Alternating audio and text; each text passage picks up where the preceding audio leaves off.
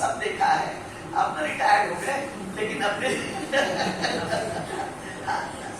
लेकिन हमने इन सब चीजों को देखा है। लेकिन तो वो है कि आप पीछे एकदम बेईमान से बैठे रहते हैं। हम उनसे कहते हैं कि तुम भले ड्राइंग बनाते रहो पर ऐसा दिखाओ कि तुम मुझे सुन रहे हो, ताकि मेरी जो बोलने की वो है वो बाधित ना हो। आपके चेहरे जब कुछ रिस्पॉन्ड इतना अच्छा लग रहा है ना कि मैं ऑफलाइन बोल रही हूँ। आज 1 साल 2 साल से ऑनलाइन बोलते बोलते जब देखिए फोटो आती है पर कभी आती है कभी गायब हो जाती है, वो चेहरे नहीं दिखते। तो मैं ऑफलाइन जो ऑनलाइन होती हूँ तो मैं उसके जो कोऑर्डिनेटर होता है मैं उससे कहती हूँ प्लीज आप कहिए कि अपने स्टूडेंट्स को वीडियो ऑन कर ले। मुझे ऐसे खाली दीवार से बोलने की आदत नहीं है। तो वो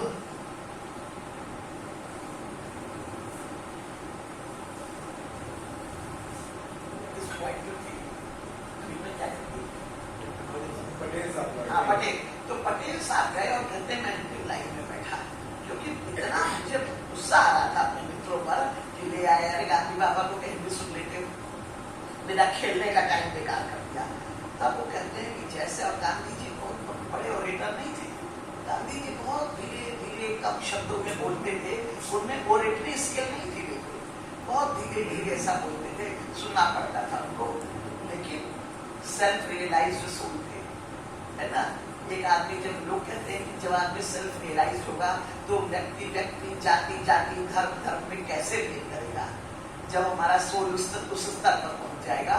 तो वो कहते हैं कि लेकिन जैसे ही गांधी जी ने बोलना शुरू किया मैं ऐसे बैठा था, ऐसे हुआ, ऐसे हुआ, ऐसे हुआ, ऐसे हुआ, और उन 10 मिनट में I was completely A changed person. हमारे लीडर्स जब कभी कभी स्टूडेंट लीडर्स बोलते हैं, चौराहे से दीक्षु में बोलते थे इतना चिल्ला चिल्ला के, इतना चिल्ला चिल्ला के, पर आप पर कोई असर नहीं होता था। एक व्यक्ति इतना धीरे धीरे बोल रहा है, क्यों? क्योंकि उसकी आत्मा क्या है?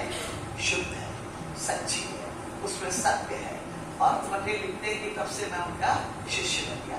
तो मैं ये बात आपको कहना चाह रही हूँ कि ये जो चिंतक थे इन्होंने इस बात पर बहुत बल दिया है कि हमारी लाइफ, और मैं चाहती हूँ कि हम लोग इस बात को समझें कि हमारी लाइफ किसके द्वारा गाइडेड होनी चाहिए? स्पिरिट के द्वारा गाइडेड होनी चाहिए। हम जब शोषण की बात नहीं सोचें, हम जब दूसरों के बच्चों को वैसे ही ट्रीट करें जैसे अपने बच्चों को हमें पढ़ाना हो, तो हमें इस बात की चिंता हो कि हमारे बच्चों का कोर्स कंप्लीट हो गया हो, हमने कभी बच्चों की एक क्लास भी छोड़ी ना हो, तो हमारा जो धर्म है उस धर्म का हम पालन करें। तो इसलिए वो इस बात पर बल देते थे कि जो वेस्ट से आने वाला इंडिविजुअलिज्म है वो स्वपोषित है, आप समझ रहे हैं, स्वनिर्धारित है और वह स्वजीवी है। ऐसे व्यक्तिवाद का मैं पूरी तरह से विरोध करता हूँ।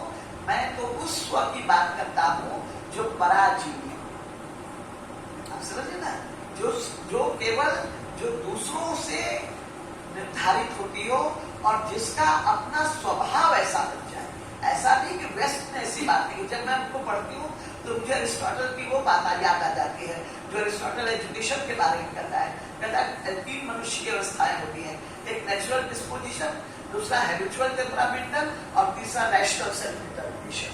और वो कहता है कि रैशनल सेल्फ डिटर्मिनेशन की अवस्था में हम तब पहुंच पाएंगे जब ये अच्छाई हमारी हैबिट बन जाए, हैबिचुअल टेम्परामेंटल।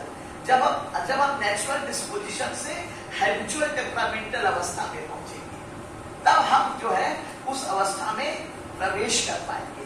तो आप देखिए कितनी अच्छी बात उसने उसमें कही जब सद्गुणों की बात करता है। तो यही बात हमको पंडित दीनदयाल उपाध्याय जी में मिलती है। वो कहता है कि राष्ट्र निर्माण का कार्य वही लोग कर सकते हैं और राष्ट्र निर्माण में उन्हीं का योगदान हो सकता है और वही व्यक्ति आनंदित, मैं प्लेजर की बात नहीं कर रही हूँ, मैं मिल से भी ऊपर हैप्पीनेस की बात कर रही हूँ। मिल जिस हैप्पीनेस की बात करता है उसको छोड़ करके उससे भी ऊंचा हैप्पीनेस की बात कर रही हूँ, जो बुद्ध कहते हैं, जो जैन धर्म में कहा गया है।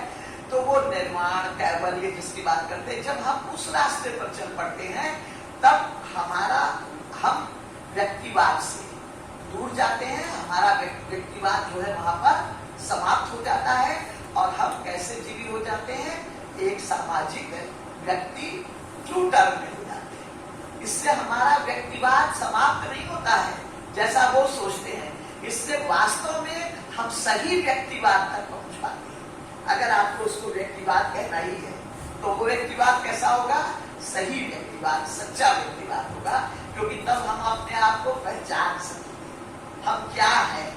दर्पण पर जब बहुत ज्यादा धूल लग जाती है तो सामने आप खड़े हो जाइए, आपको दर्पण में अपना चेहरा दिखाई नहीं देता और आप ये शिकायत करते हैं कि दर्पण में शक्ति ही नहीं है कि वो किसी को अपना चेहरा दिखा सके। जरा सा एक स्वच्छ रुमाल लेकर के उस शीशे को पूछे तो आपको अपना अक्स दर्पण में क्या होगा? सही दिखाई पड़ेगा। तो दोष दर्पण में है कि दोष आप में? इस बारे में हम लोग सोचे किसमें दोष है। तो ऐसे व्यक्तिवाद का, ऐसे उदारवाद का जो ये है वो विरोध करते हैं। अब आइए दूसरी चीज, जहां तक मूल्य का प्रश्न है, जो दीनदयाल उपाध्याय जी हैं वो धर्म को, और धर्म की उन लोगों की परिभाषा संकुचित नहीं है, वे धर्म को किसी भी व्यवस्था का प्राण मानते हैं। कोई भी चीज किसके द्वारा संचालित होनी चाहिए? वो धर्म के द्वारा। और यहाँ हिंदू धर्म में जो विशेषताएं हैं, जो उसकी उच्चताएं हैं, उस ओर उन्होंने इशारा किया है। उन्होंने कहा है हमारे यहाँ 4 मूल्य हैं, धर्म, अर्थ, काम, मोक्ष, है ना। आपने इसके बारे में बड़ा चिंतन किया, धर्म, अर्थ, काम, मोक्ष।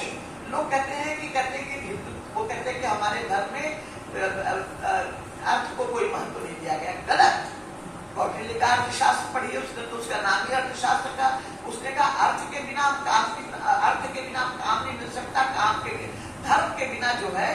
तो वो कहते थे कि अर्थ जरूर होना चाहिए, अर्थ एक मूल्य है, इसीलिए 4 मूल्य बताए ना। अर्थ एक मूल्य है और जिसको बस हमें ये देखना है कि अर्थ किसके द्वारा संचालित हो? धर्म के द्वारा, सही मीन्स के द्वारा।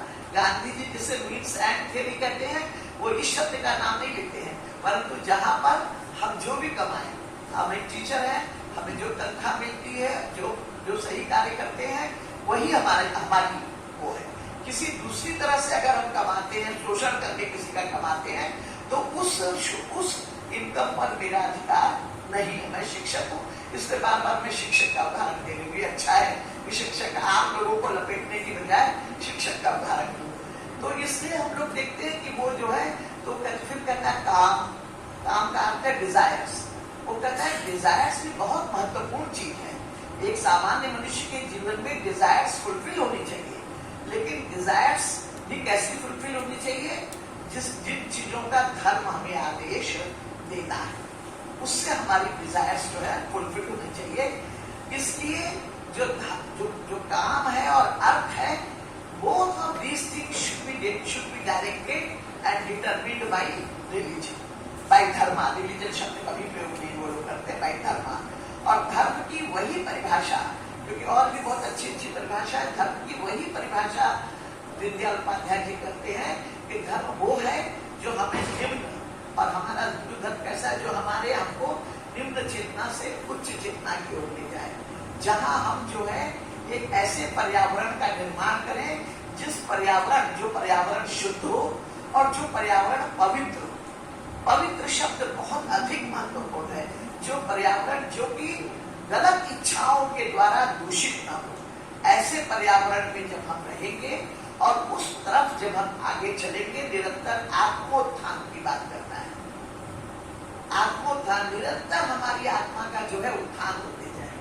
हम आज जहाँ है उससे इस सीढ़ी पर चढ़े, यहाँ चढ़े, यहाँ चढ़े, यहाँ चढ़े, ये हमारा जो है लक्ष्य होना चाहिए। तब अर्थ भी सही है, तब वो काम भी सही है। और अंत में मोक्ष की बात करते हैं। मोक्ष तो बहुत लोग सोचते हैं कि जो मरने के बाद मिला है। हमारे धर्म में मोक्ष का वो अर्थ नहीं है। मोक्ष जीवन मुक्ति का नाम है। जीते जी जब हम उस अवस्था को प्राप्त कर जाए, जीवन मुक्ति शब्द है ये, जीवन मुक्ति का नाम है जब हम इच्छाओं से, कामनाओं से, दूषित कामनाओं से ऊपर उठ जाएं, जब हम अपने अर्थ का प्रयोग दूसरों के लिए करने लगे और जब हमारी चेतना ऊर्ध्वगामी हो जाए, देखिए श्री अरबिंदो तो बहुत कठिन है, लेकिन श्री अरबिंदो कितनी ज्यादा सबकॉन्शियसनेस, कितनी चेतनाओं की बात वो करते हैं। और कहाँ सावित्री, अगर कभी आप लोगों ने पढ़ी हो तो ऐसा लगता वो सावित्री की रचना वही व्यक्ति कर सकता है जिसकी चेतना उतनी ऊर्ध्वगामी हो।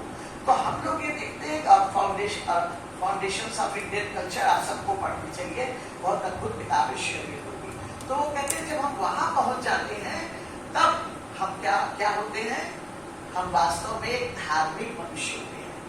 वो कहते हैं हमारे लिए धर्म का अर्थ कोई कोड ऑफ कंडक्ट को फॉलो करना नहीं है स्ट्रिक्टली, या कोई एक ऐसा ग्रंथ नहीं है जिसको हम एकदम हूबहू पालन करें, वो उनके अनुसार धर्म नहीं है।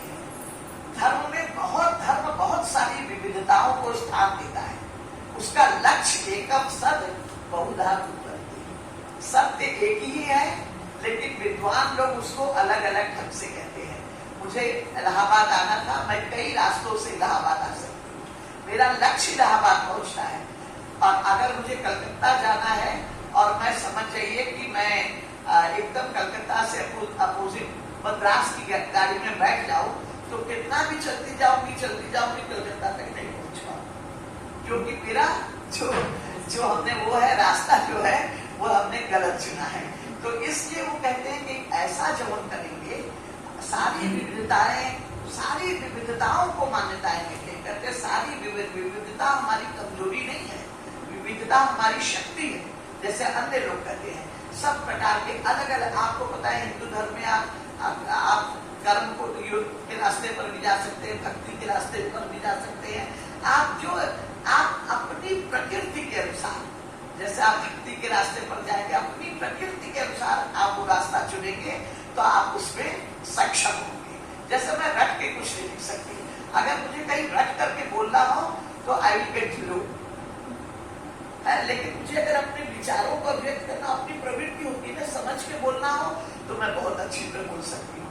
कुछ लोग रटने में इतने माहिर होते हैं करके पूरा आपको एकदम बोल जाएंगे। तो ये अपनी अपनी प्रवृत्ति होती है, तो डिफरेंट प्रवृत्ति को भी उन्होंने मान्यता दी है। तो ये मैं बात आपको करी थी, धर्म, अर्थ, काम, मोक्ष, इन 4 मूल्यों पर उन्होंने बहुत अधिक महत्व दिया है। और धर्म क्या है, मैंने आपको बताया, धर्म जो है वो हमारी अपनी स्व से पहचान करता है, हमारे सेल्फ को वहां पहुंचाता है जो हमारी वास्तविक पहचान है। और उस धर्म का जब हम पालन करते हैं, उसकी ओर जाते हैं, तब हम किसका निर्माण करते हैं, अपने राष्ट्र का निर्माण करते हैं। इसीलिए हम अभी राष्ट्र पर आएंगे। उनका आपको पता है कि चिति की धारणा उनकी बहुत महत्वपूर्ण है, हर व्यक्ति, और ये उनका एक बड़ा अद्भुत योगदान है। जब वो कहते हैं कि हर राष्ट्र की एक चिति होती है, चिति से उनका तात्पर्य क्या है कि उसका एक कल्चरल इन्वायरमेंट होता है, एक फिजिकल इन्वायरमेंट होता है, एक ज्योग्राफिकल इन्वायरमेंट होता है, एक उसका जो है हिस्टोरिकल इन्वायरमेंट होता है, धार्मिक इन्वायरमेंट होता है। उससे वह राष्ट्र डिफाइन होता है, परिभाषित होता है। इसलिए उस राष्ट्र के निर्माण के लिए क्या आवश्यक है कि हम कभी भी उस चिति की, जिस चिति पर वो राष्ट्र खड़ा है, जो चिति उसका प्राण वायु है, उसकी प्राण वायु है, उस चिति को हम कभी समाप्त नहीं करें। और अभी मैंने आपको बताया, क्योंकि पहले भी वही समझा रही थी, वो चिति वही है। अगर आप अपनी ज्योग्राफी के विरुद्ध, लोग धोती कुर्ता पर हंसते हैं, अब कोई धोती कुर्ता नहीं पहनना चाहता, पर धोती कुर्ता क्यों चला हमारे यहाँ? क्योंकि हमारे यहाँ इतनी गर्मी पड़ती थी, और आपको पता है कि धोती का जो कपड़ा होता है उससे हवा जो है वह पास होती थी। एक जमाना ऐसा था कि ब्रिटिशर्स के प्रभाव में आकर हम टेरिलिट पहनने लगे ना, गर्मी में मरे जा रहे हैं, लेकिन टेरिलिट जरूर पहनेंगे, क्योंकि टेरिलिट जो है वो हमारी मॉडर्निटी का द्योतक है। अब टेरिलिट नहीं पहनेंगे तो टेरिकॉट पर आए, उसमें थोड़ा सूट मिला होता है, कॉटन मिला होता है, और थोड़ा वो मिला होता है। और धीरे धीरे करके हमने अपनी ज्योग्राफी को देखने की, ये इसको कहते हैं औपनिवेशिकता। वो पहनते हैं तो वहाँ क्या, वहाँ की ज्योग्राफी बिल्कुल फर्क है।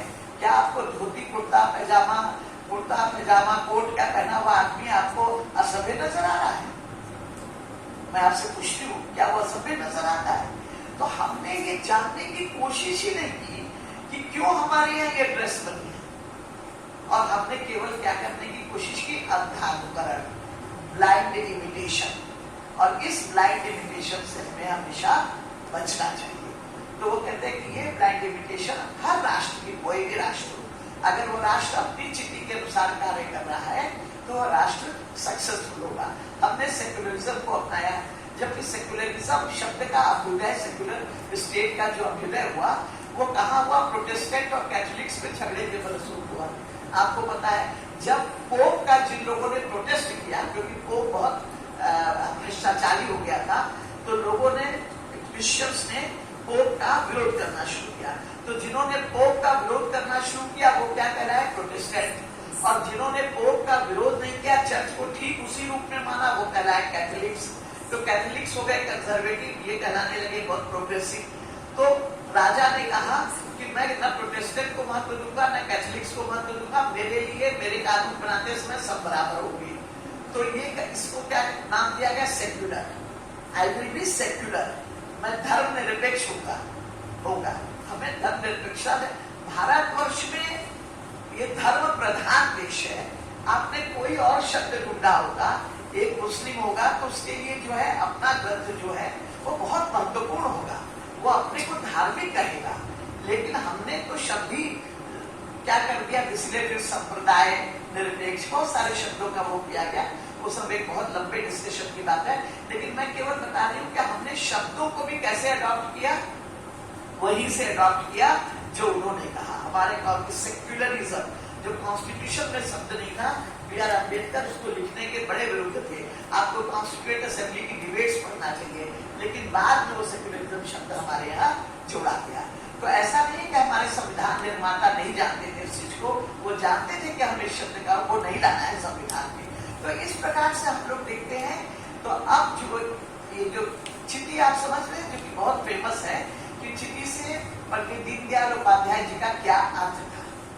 तो इस चिट्ठी को मैं सोचिए आप लोग इसका अध्ययन मनन करें। आपको इस कंसेप्ट में कुछ और जोड़ना हो उसके बारे में सोचिए। आप सब एक थिंकर हैं, आप सब में एक थिंकर बनने की क्षमता है। अब कभी हम लोग ये सोचते रहे वो तो बहुत महान व्यक्ति थे, सब महान है, लेकिन हमें भी उस महानता को प्राप्त करने की क्षमता है। तो ये दीनदयाल उपाध्याय जी का एक, मैं जितना सरलता से उसको समझा सकती थी, तो वो उनकी क्या थी, चिट्ठी की अवधारणा थी।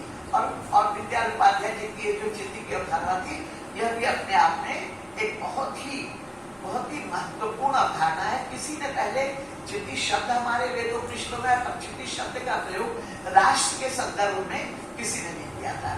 ये सबसे पहले हम देखते हैं कि पंडित दीनदयाल उपाध्याय जी ने ही किया था। तो अब फिर हम लोग जब नेक्स्ट हम लोग आएंगे तो हम देखते हैं कि दीनदयाल उपाध्याय जी जिस राष्ट्र की स्थापना करना चाहते थे, व्यष्टि, समष्टि और सृष्टि, देखिए तीनों शब्द कितने इंपॉर्टेंट है। गांधी जी की विशेषता थी, उन्होंने एक भी, वो बहुत ज्यादा मानते थे, ये नहीं मानते थे, वो कहते थे I welcome winds from all corners of the world, but at the same time I would not like to be swept off my feet। विश्व के कोने कोने से आने वाली हवाओं का मैं स्वागत करता हूँ, पर उसी समय मैं यह भी नहीं चाहता कि कोई भी आने वाली हवा से मेरे पैर उखड़ जाए। आज इस गांधीयन मेथोडोलॉजी में पूरे विश्व में कैसा काम हो रहा है, अद्भुत काम हो रहा है इस पर। तो यही बात आप देखिए, आपको दीनदयाल उपाध्याय जी में देखने को मिलेगी कि हम जो है ये मेथोडोलॉजी आपने समझ रहे हैं, जब तक आप अपनी जमीन पर, विचारों की जमीन पर गहराई से खड़े नहीं होंगे, तब तक कोई भी, जब गहराई से खड़े होंगे तब क्या होगा, उन हवाओं में जो अच्छी हवा होगी उसको आप ग्रहण कर सकेंगे। नहीं तो जैसे ऋग्वेद में भी यही बात कही गई, ऋग्वेद के भी मंडलों में यही बात कही गई। तो वो कहते हैं कि इसलिए हम लोगों को इस बात का प्रयास करना चाहिए कि हम सब जॉन रस्किन को स्वीकार करते हैं, क्रिश्चियनिटी के कंट्रीब्यूशन को स्वीकार करते हैं। आपने देखा ना, गांधी जी लिख लिख के बताया कि इन किताबों ने टॉल्स्टॉय के महत्व को बताया। तो गांधी जी उन विचारकों में नहीं थे कि वेस्ट से अगर कुछ उन्होंने अच्छा सीखा या वेस्ट को बिल्कुल गलत कहा। हमने वेस्ट से बहुत कुछ सीखा, लेकिन विकास करने के लिए क्या आवश्यक है कि हम मजबूती से अपनी जमीन पर खड़े रहें और यह जमीन कौन सी जमीन है? यह हमारी संस्कृति की अब्दुल्लाही नैन की किताब है, बहुत अच्छी, human rights in third world countries, अब्दुल्लाही नैन है। और वो मैं जब गई थी एम्स्टर्डम में, वहाँ पर एक centre for the study of Islam, Islamic studies, उसी में हो रहे थे। तो अब्दुल्लाही नैन कहते हैं कि कल्चर क्या है, जो बात हम लोग कहते हैं, कहते हैं culture is the collective consciousness of the people. संस्कृति का निर्माण एक या दो दिन में नहीं होता है। हम बड़े आसानी से कह देते हैं कि उनका कल्चर ये है, मेरा ये नहीं। संस्कृति का निर्माण ओवर द इयर्स होता है, ओवर द इयर्स होता है। जब बहुत बहुत वर्षों तक हम एक भौगोलिक सीमा में रहते हैं एक साथ, तब धीरे धीरे हमारे समान मूल्य जो है वह विकसित होते हैं। और जब वो समान मूल्य विकसित होते हैं तो उसी से हमारी संस्कृति का निर्माण होता है, सभ्यता का भी और संस्कृति का भी, शब्दों में भी, लिटरेचर में भी। अब जैसे जब अमेरिका चले जाओ और उनका नाम है हेनरी, अब जब बच्चा कहेगा हेनरी तुम कहाँ जा रहे हो, ना अजीब लगता है, क्योंकि हमारे यहाँ तो इस शब्द नहीं है कि हम पिता को पहले नाम से बुला रहे हैं। अब वो आप क्या कहेंगे तो अब्बा जान कहेंगे, हमारे यहाँ कहेंगे तो पापा जी कहेंगे, लेकिन हम ऐसा तो नहीं कहेंगे ना पापा जी का नाम लेके कि तुम कहाँ जा रहे हो। तो इतना अजीब लगता था, इतना अद्भुत लगता था, क्योंकि हमारे यहाँ ये शब्द हमारी संस्कृति में नहीं आते। तो इसलिए क्योंकि हमारी संस्कृति में या शिक्षक के प्रति भी जब गुरु कहते हैं, जिसमें कि प्रकाश हो, शिक्षक शब्द है जो हमें शिक्षा प्रदान करता है, तो हमारे यहाँ जो है इन जिन शब्दों का निर्माण हुआ है उनमें क्या चीज है, बहुत ज्यादा आदर की भावना है। तो वो कहते हैं कि जो संस्कृति है, अपनी संस्कृति पर जब हम मजबूती से खड़े होंगे तब क्या होगा, अपनी जमीन पर कोई अच्छी हवा आएगी जिसमें कुछ अच्छी बात होगी, तो हम उसको क्या करेंगे, समाविष्ट करेंगे। अन्यथा क्या होगी, हर आने वाली हवा से हम उड़ जाएंगे। जैसा हम लोगों के साथ हुआ ब्रिटिश रूल में, हम इतने औपनिवेशिक मानसिकतावादी हो गए कि हम भूल ही गए कि हमारे पास संस्कृति की ऐसी धरोहर है, हमारे पास ऐसे ऐसे धर्म हैं और हमारे धर्म में क्या बातें कही जाती हैं, ये सब हम भूल गए और हम उसी औपनिवेशिक मानसिकता से गाइडेड होने लगे और भिखारियों की तरह व्यवहार करने लगे। जब मॉडर्निटी आई तो हमने हर कॉन्सेप्ट को मॉडर्निटी की कसौटी पर कसना शुरू किया, और जब पोस्ट मॉडर्निटी आई, जब उन्होंने कहा कि नहीं मॉडर्निटी बिल्कुल अच्छी चीज नहीं है, मॉडर्निटी में बहुत दोष है, क्योंकि मॉडर्निटी वैल्यूज को नहीं स्थान देती है, तो पोस्ट मॉडर्निटी आई। डेविड ईस्टर ने खुद कहा कि मॉडर्निटी में बड़े दोष है, और बहुत लोग को ऐसे नाम लेकर के एक को बताने का समय नहीं है। तो अब पोस्ट, तो हम लोग क्या कहें, हम लोग तुरंत अपना कटोरा लेके पहुंच गए